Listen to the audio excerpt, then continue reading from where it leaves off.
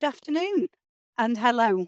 I'm delighted to be here this afternoon to welcome you to this webinar and to be able to update you on the changes to the way we will be inspecting ITE from January 2026. My name is Andrea Shepherd. I am the Senior His Majesty's Inspector for Teacher Development, and I have with me this afternoon my colleagues Donna Briggs and Sarah Glanville, who have been instrumental in the work to develop this new framework. We are determined to raise standards and to improve lives, and we know that our work is valued by ITE providers, but we also know that we need to reset our relationship with the sectors that we inspect and regulate. In our work to raise standards and to improve lives, we consider the experience for all trainees, including those with identified SEND and those who may face barriers to their learning and/or well-being. We will also evaluate the extent to which trainees are then prepared to teach pupils and learners themselves, including those who are disadvantaged or vulnerable. In last year's Big Listen, we heard from many thousands of people whose feedback has helped us to make changes to the way that we work. This year, we consulted on a new approach to inspecting education providers. And this includes introducing a new look Ofsted report card for trainees and for the ITE sector. We have responded to the Big Listen and the consultation by not only changing the way inspection looks, but also, and importantly, how it feels.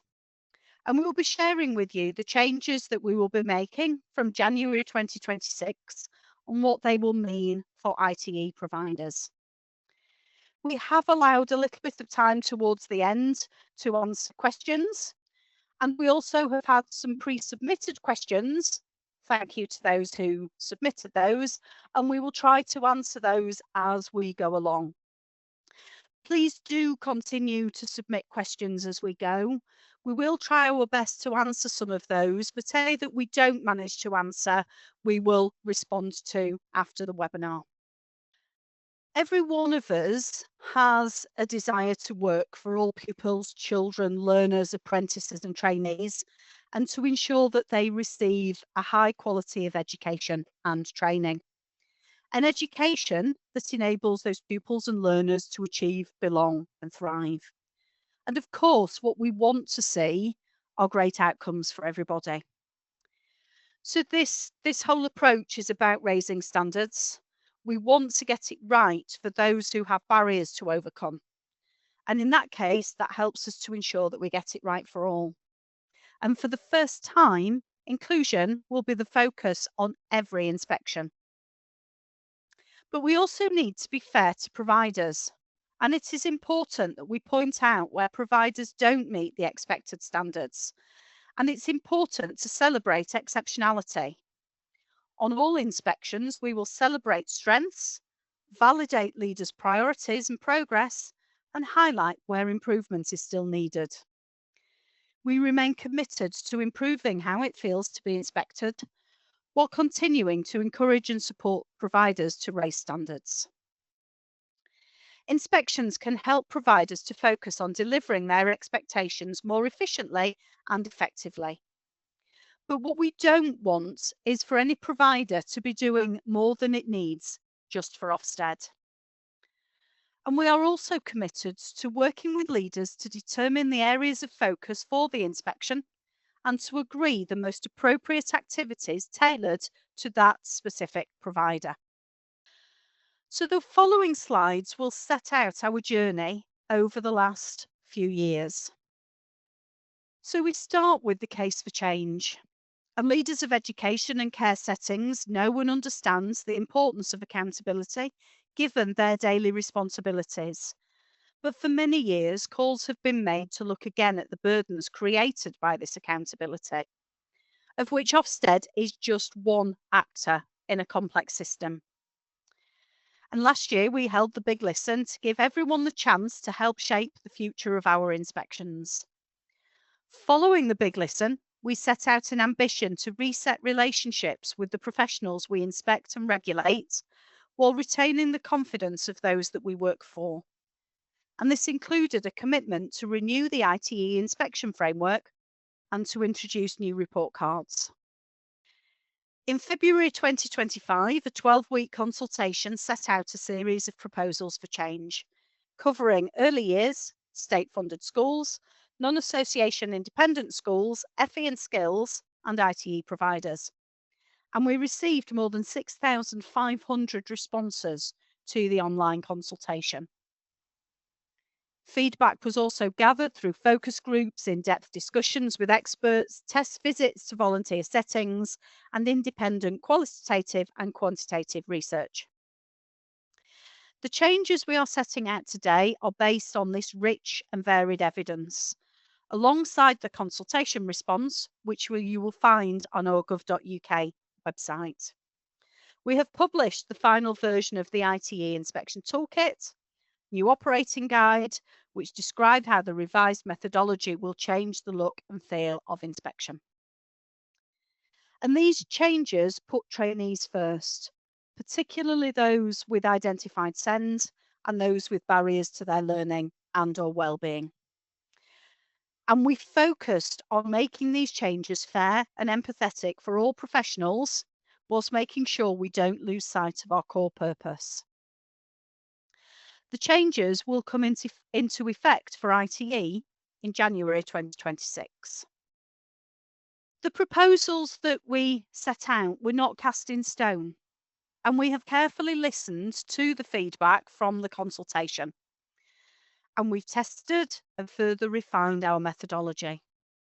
And we believe our new approach represents the right balance between the interests of providers and trainees and the wishes of education professionals. Our core purpose and driving mission is to keep pupils and learners safe and to improve their lives. So these key changes include a new inspection report card to highlight excellence and identify priorities for improvement, driving high and rising standards. And the report card will provide more nuance for providers and trainees, combining at-a-glance grades with narrative summaries of strengths and priorities for improvement. We will have a new 5-point grading scale to set high expectations, while encouraging improvement where it is needed. In response to feedback from professionals about the proposed terminology, the final set of grades has changed to urgent improvement, needs attention, expected standard, strong standard, and exceptional, which will identify the very best provision in the country. In a change from the initial proposals, providers will not be asked to submit case studies for approval. Instead, inspectors will evaluate exceptional practice by applying the toolkit, subject to the usual quality assurance and consistency checking. We will have a renewed focus on inclusion to help break down barriers to learning and well-being. Inspectors will evaluate whether ITE providers are providing high quality support for all trainees, especially those with identified SEND. And we do have a separate evaluation area for inclusion. In addition to what trainees should learn about inclusion to support the pupils and learners that they are preparing to teach. We have new inspection toolkits for grading providers, and the toolkits show providers and inspectors the evaluation areas that we will focus on and how we will assess and grade providers. And there is a wider range of evaluation areas than in our current methodology, but following feedback, the number of evaluation areas has actually been streamlined. Also, in response to feedback, the definitions of grades have been tightened to more clearly differentiate between them. The standards covered in the toolkit have also been slimmed down to provide greater clarity on the evidence inspectors will assess. There is a new inspection methodology to reduce workload for the education workforce. And much of our methodology comprises of inspection activities you will already be familiar with, such as speaking with trainees and visiting training. The toolkits are designed to assess the professional standards, statutory and non-statutory requirements already placed on providers.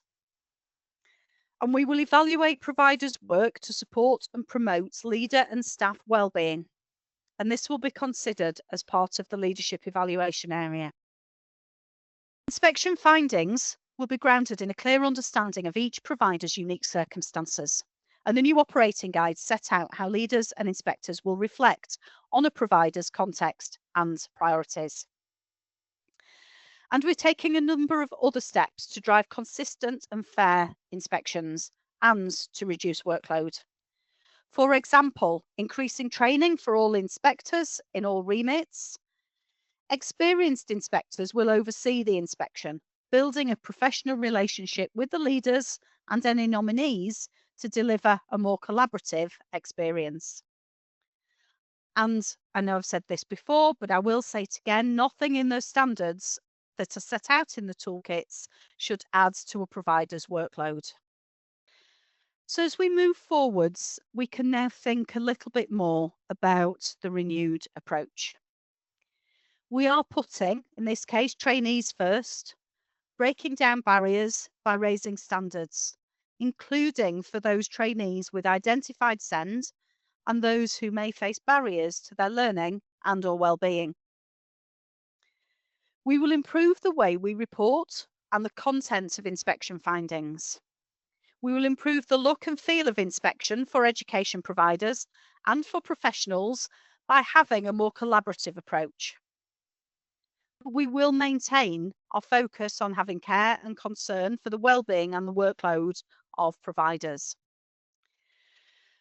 We will further take context into account on inspection, and we will make inspections consistent in approach and continue to improve our process for allowing inspections to be challenged. And we will provide constructive advice based on those ongoing conversations with leaders. But the approach is also different by design, and we have further tailored our inspection approach to each remit. So, for example, in ITE, we will work collaboratively with leaders to identify the partner organisations, early years settings, schools, and FE providers that inspectors will visit.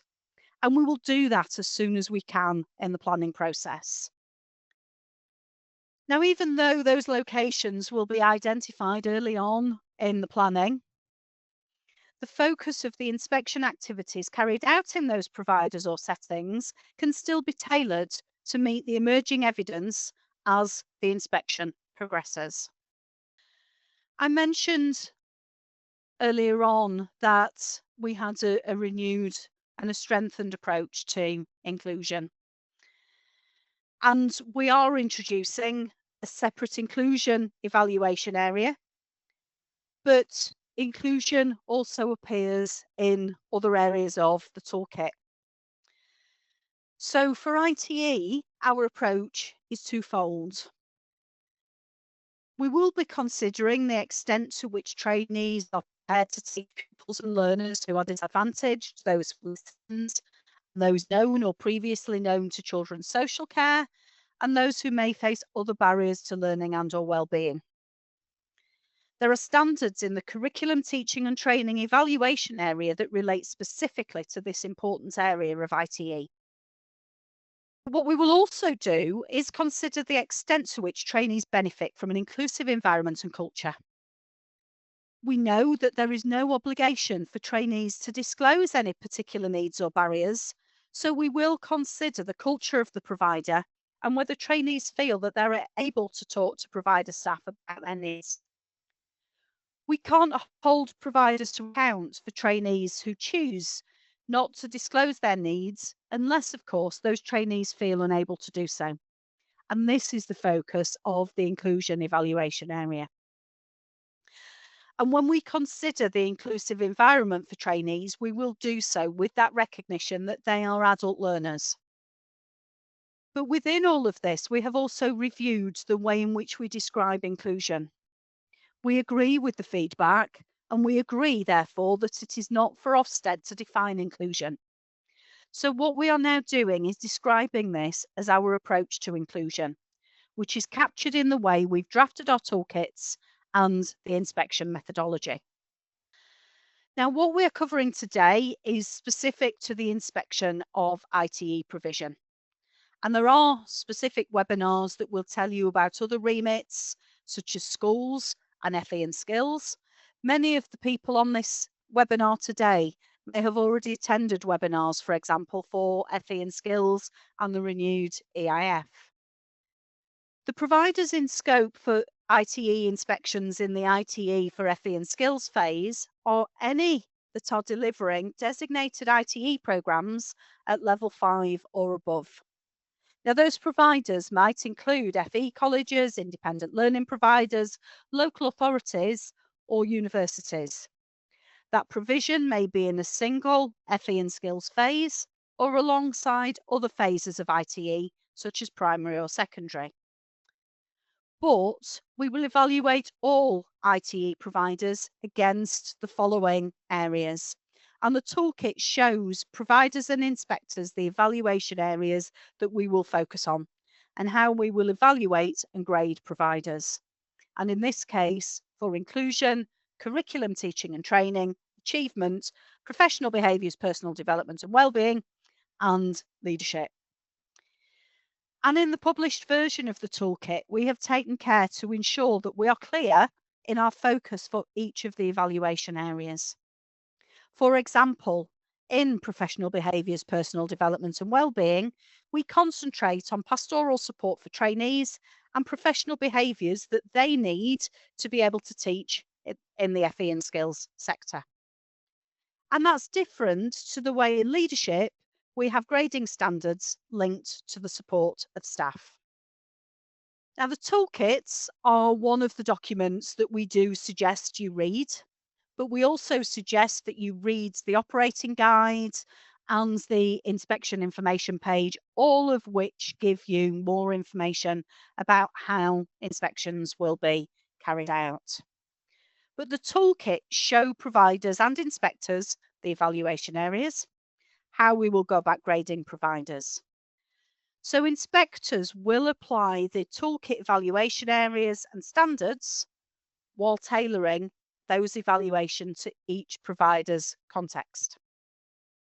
But as I have already said, nothing in those standards that are set out in the toolkits should add to a provider's workload.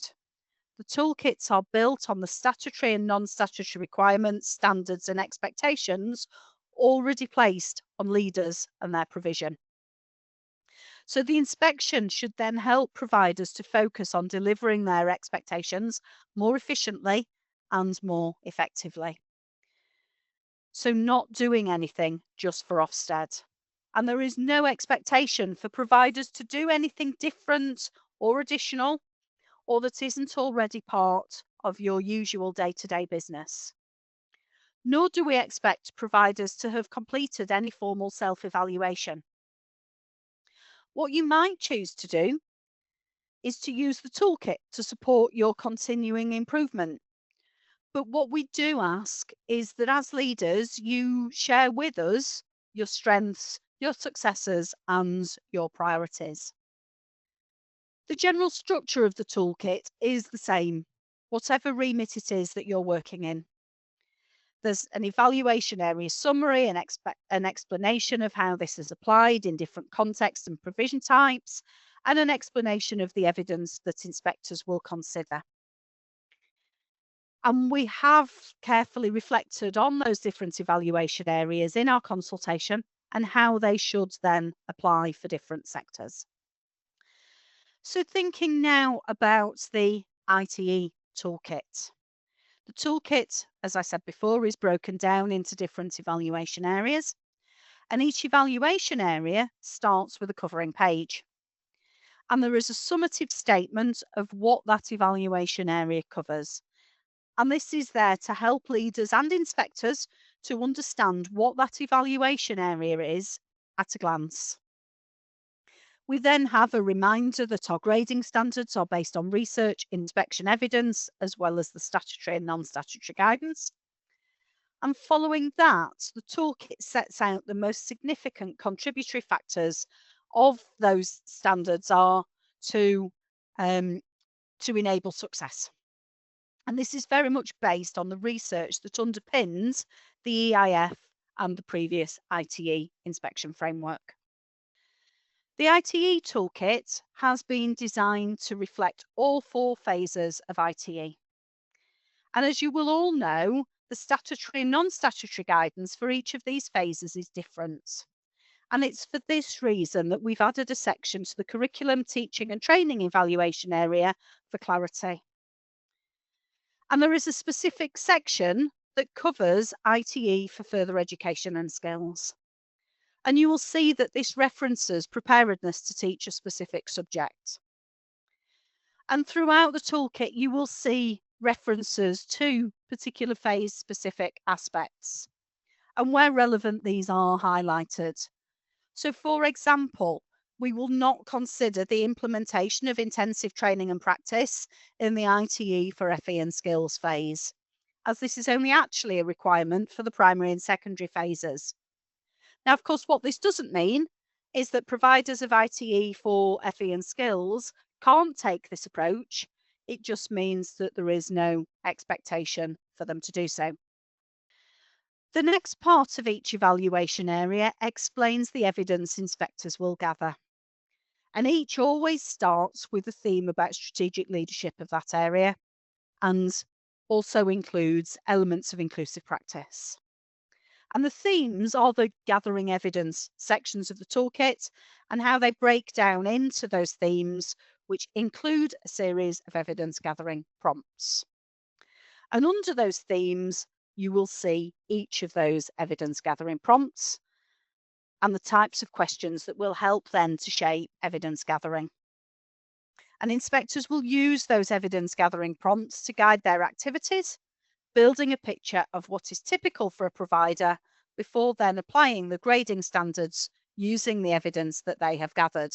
And this will inform the structure of their evidence gathering approach and recording. So as a recap, each of the evaluation areas will be graded against this scale: urgent improvement, needs attention, expected standard, strong standard and exceptional. And the evaluation areas follow with clear grading descriptors the proposed grades that we expect to see most frequently on inspection.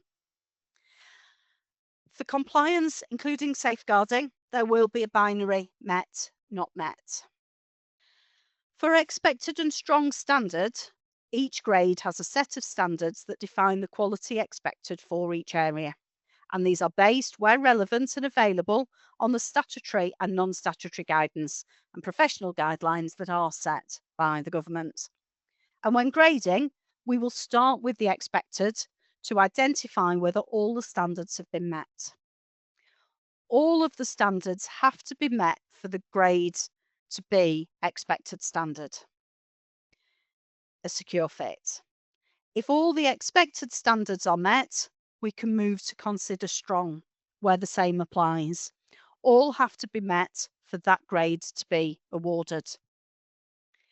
If all of the expected standards are not met, the indicators for needs attention are considered to determine the extent and urgency of the required improvements. We expect to see urgent improvements and exceptional less frequently. As with needs attention, there are indicators for urgent improvement. Exceptional is just that. In order to achieve that grade for an evaluation area, all of the secure and strong standards have to be met, and the work of the provider is transformational. On an ITE inspection, grades will continue to be awarded for each of the phases that that provider offers. And for many providers of ITE for further education and skills, the inspection will be just a single phase with one lead inspector and at least one team inspector. And what that will then entail is a grade for each of the evaluation areas within the phase, but there will not be an overall effectiveness grade for the phase or for the provider as a whole. During the grading meetings, we will consider the evidence that relates only to the phase in question. In this case, we're talking about ITE for FE and skills. But if we were on a multi-phase inspection, that grade wouldn't impact on the grade for any of the others. But that said, to reduce duplication and burden on provider leaders and staff, on a multi-phase inspection, the overall lead or the phase lead inspectors might gather evidence that covers more than one phase. So, for example, the overall lead inspector might talk to leaders about their approach to inclusion, or to those responsible for oversight of the ITE provision. One of the phase lead inspectors might meet with leaders about the recruitment of trainees, and they will share the pertinent points as needed to ensure that the evidence base for all phases is robust. And now let's just remind ourselves of some of the key aspects that underpin our renewed approach. So we're moving towards a more supportive, empathetic approach to inspections in which the starting point will be expected standard. And we will further take into account each provider's context. In the case of ITE for FE and skills, this will start with an understanding of the provider type and how the ITE provision in that provider is managed. We will adopt a more collaborative approach. We've tested our inspection methodology, revising our approach to make inspection feel more like a collaborative process. But we will also be consistent in our approach to inspections and continue to improve our processes for providers to feed back about their experience. And we will provide constructive advice to improve, and this will be based upon the evidence and conversations with leaders throughout the inspection. But the way that we'll do all of this is through a values-driven approach to inspections, and that's one that is professional, empathetic, respectful, and courteous. And the Ofsted Academy will run a large package of training offered, and this will be to support the launch for inspectors, alongside webinars like these and events for education professionals. Following the big listen, we committed to review the notification period for ITE inspections, and we carefully considered the market structures and the many different approaches and partnership arrangements within ITE providers. During our testing events, we tried different notification periods to find a balance between the planning being spread over too long a period and leaders having enough time to make the necessary arrangements for visits to employers and placement providers, particularly where there are partner organisations such as partner colleges or training partners involved. And as a result, the notification period for all ITE inspections has been extended from 3 working days to 5 working days. But inspections will still take place over 4 days in the same week. So what then will happen before an inspector arrives on site? And during the notification call, we will invite provider leaders to identify a nominee or nominees. And this will work in the same way as many of you will be used to from your FE and skills EIF inspections. But the nominee role isn't a compulsory role, and there isn't a problem if you decide that you don't want to have one. A number of planning calls will then take place between notification and the inspectors arriving on site. For single phase inspections, these will be between the lead inspector, the nominee, and relevant leaders. If more than one phase is being inspected, there may be more than one nominee and more than one set of planning calls. But during these planning calls, the overall lead inspector, phase lead inspector will work with the nominees and leaders to identify any reasonable adjustments that are needed and to ensure that providers have what they need for the inspection. Those overall lead inspectors, phase lead inspectors, depending on the structure, will work collaboratively with provider leaders and the nominees to plan a timetable for the inspection that will enable inspectors to gather the evidence they need to make grading decisions. And this will be based on collaborative and professional discussion. But the structure of that planning will vary according to the leadership structures for the ITE provision. And this will be most evident on multi-phase inspections, where the balance between central and phase-specific planning will vary. So let's move now to think about how the inspection will be structured. Inspectors will gather evidence to enable them to celebrate strengths in trainees' achievement, belonging, and ability to thrive. And in ITE, for Achieve, we focus on the extent to which trainees are prepared to teach their phase and subjects well and successfully complete their qualification. For Belonging, we consider the extent to which trainees feel welcomed and valued as professionals in their teaching community. But when we consider Thrive on an ITE inspection, we look at how those trainees benefit from an ITE curriculum that enables them to ensure that the learners they teach are kept safe and able to flourish, whatever the background of those learners or their individual needs. The inspections will also enable us to validate leaders' priorities and progress and to highlight those priorities for improvement.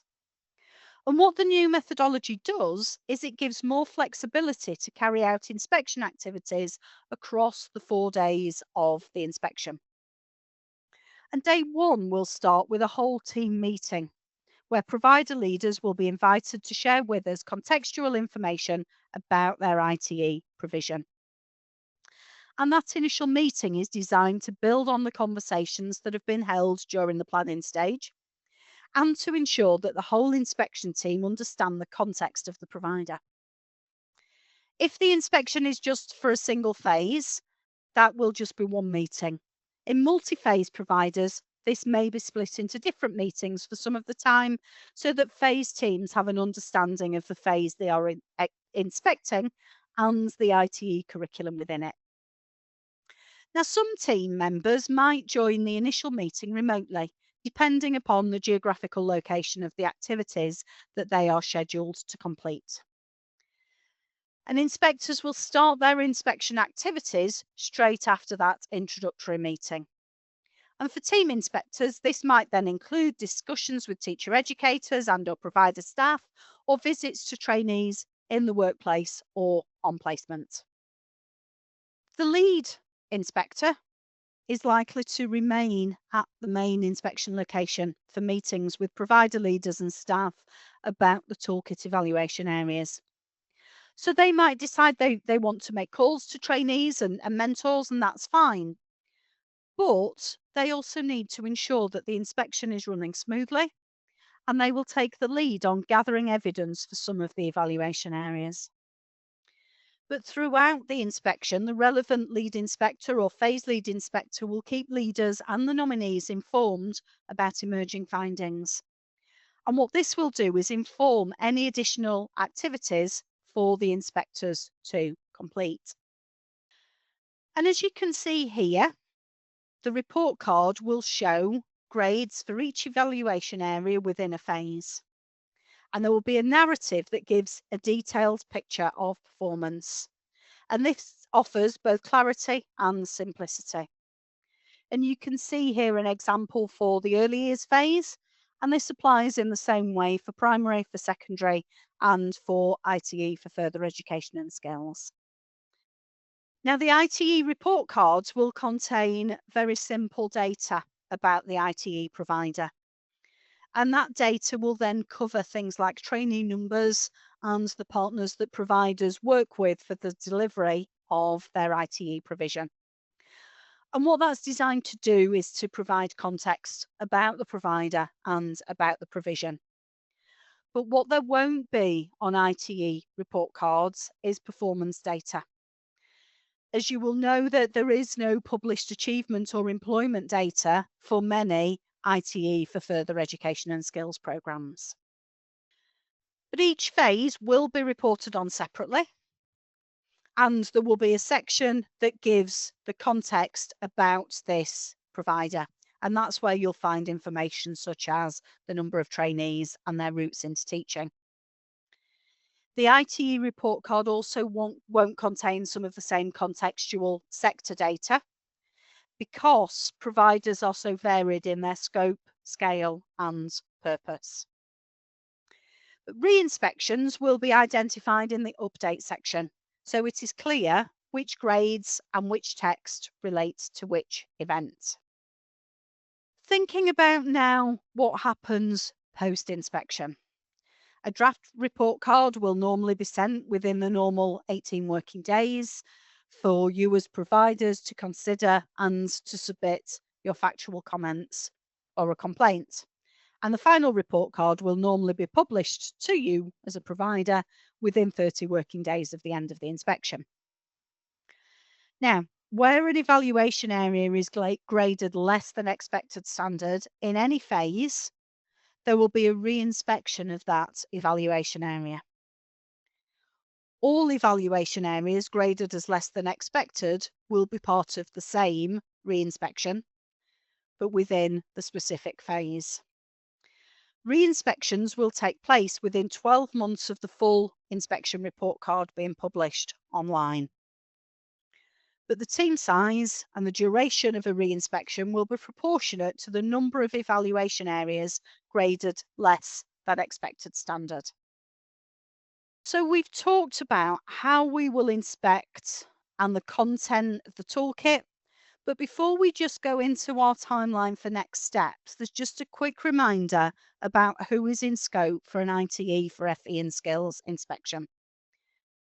We only inspect ITE for FE and skills provision that's publicly funded. And this includes that's funded through HE loans, the apprenticeship levy, or taking teaching further. And only programmes aligned to the occupational standard are considered to be ITE and for in scope for inspection of ITE for further education and skills. So what this includes is the Diploma in Teaching, Further Education and Skills, CertEd PGCE programmes, and the Level 5 Learning and Skills Teacher Apprenticeship Standard. Programmes such as the Level 7 Academic Professional Apprenticeship Standard are not in scope because they're not aligned to the same occupational standard. And programmes such as the Level 4 Certificate in Training are not included for the same reason. And those qualifications at Level 3 and 4 are considered to be pre-ITE. The inspection will be of the provider that is accountable for the ITE provision. And so for programmes such as PGCE or CertEd that are being delivered by a college and validated by a university, it is the college that is inspected. If, however, the provision is franchised, and for example, therefore, we mean that the college is delivering on behalf of the university, the programmes will be inspected as part of the university's ITE inspection. But the Level 5 Learning and Skills Teacher Apprenticeship Standard is normally delivered on a direct basis rather than in partnership, and so it is then the provider with the relevant apprenticeship contract that is in scope for the inspection. So just a quick recap then on some of the changes that we've talked about over the last 40 minutes. The 5-point grading scale will be used for all 5 of the evaluation areas in the ITE toolkit. Compliance, including safeguarding, will be graded as met or not met. And as previously mentioned, there is an increased focus on inclusion, including considering how well trainees are supported with any specific barriers to their learning and/or well-being. The ITE toolkit also includes an evaluation area on professional behaviours, personal development and well-being, which is standards about how well trainees develop the professional behaviours they need to be a teacher in in the FE and skills sector. The focus of this should still be on the preparedness of the trainee to be a teacher. During the Big Listen and the consultation, providers raised concerns about the 3-day notification period for ITE inspections, and we said that we would review this, and we did. And as a result, we have extended the notification window for ITE inspections to 5 working days. We will no longer carry out focused reviews on ITE inspections. We will continue to carry out the same inspection activities, such as talking to trainees, talking to mentors, talking to teacher educators, visiting partners, employers, placement providers.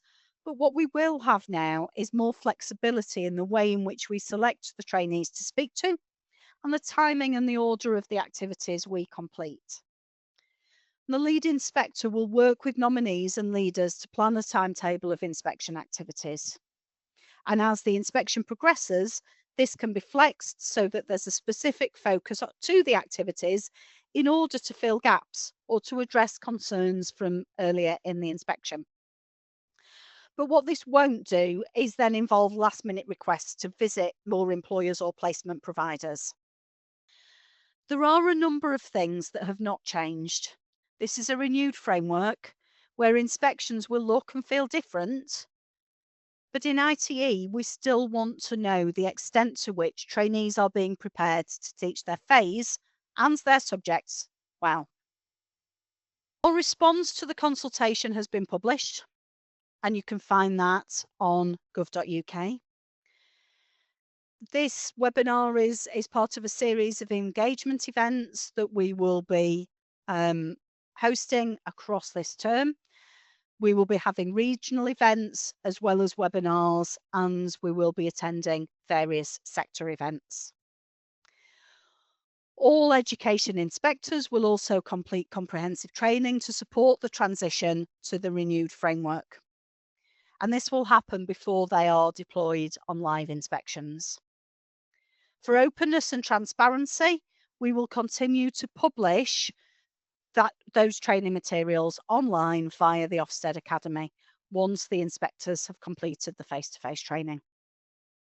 And in addition to this, Ofsted will undertake pilot visits to volunteer settings, giving inspectors vital experience of full end-to-end inspections before the start of the ITE inspections. And we will be resuming routine ITE inspections in the spring term of 2026 as planned. So before we turn to questions, just to share a quick link to the resources that have been mentioned today.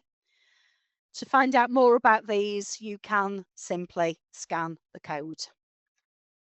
So thank you for listening. We do have a little bit of time now to respond. Donna will tell me now whether or not there have been any questions submitted, and we can address some of those. Thank you, Donna. Yes. We have had some pre-submitted questions, but we've also had some questions in the question bar. So I'm going to ask those first, if that's okay, Andrea. That's fine, so thank you. We've got a question here. In a provider's environment, they offer the diploma in teaching as an evening provision for their staff only. They provide it to all of their staff to support their teachers to be qualified. Would this come under an ITE inspection? I'm going to give you an answer here that will depend. And that depends on the way in which that diploma in teaching is paid for. So if that is, for example, a transfer of funds from a staff development pot to pay for registration fees or whatever that may be, then no, it's not. If that's funded through a scheme such as Taking Teaching Further, or if those staff members are taking out loans to pay for it, then yes, it is. Okay, thank you. Another question, and I think this has come from quite a small provider. They noted when you were talking about the inspection lasting 4 days, if they have a small cohort or small provision, what will inspection look like for them? So in small providers, the inspection will still take place um, over 4 days. There will be 4 days in the same week, and inspectors will still carry out those same activities, which will include then visits to different locations where those trainees are carrying out either their employment or their teaching practice. Thank you, Andrea. And I think the last question from the chat now, I've answered some of them as we've gone along, and you've actually Thank you. answered some of them, Andrea, as well, in what you were saying as we went along. But the last one is it still the case that a new ITE provider won't be inspected in their first year of delivery?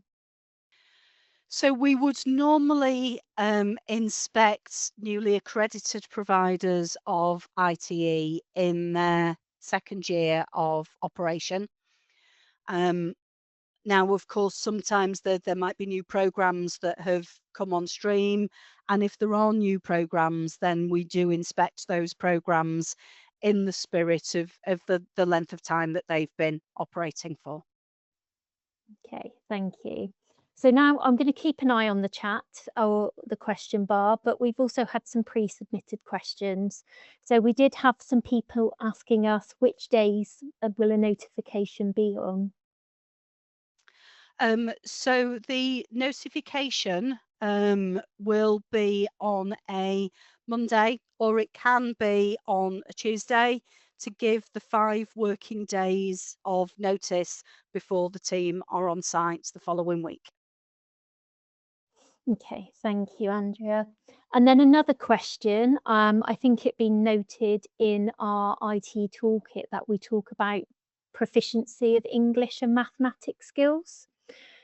And I think the people who submitted the question were just wondering how we see the preparation of trainees when they're working in FE and skills teacher training. So for those, and I'll make sure I've understood the question right. It's then thinking about the trainees being equipped to develop the Yeah, proficiency of English and mathematics in their own absolutely. learners. Yes, And of course, we do take this in context that those trainees could be preparing to teach anybody in the vast array of FE and skills provision that is out there. But a key part of that teaching is often then to support those individuals to develop their own skills in English and mathematics. And certainly that is apparent in many FE and skills programs.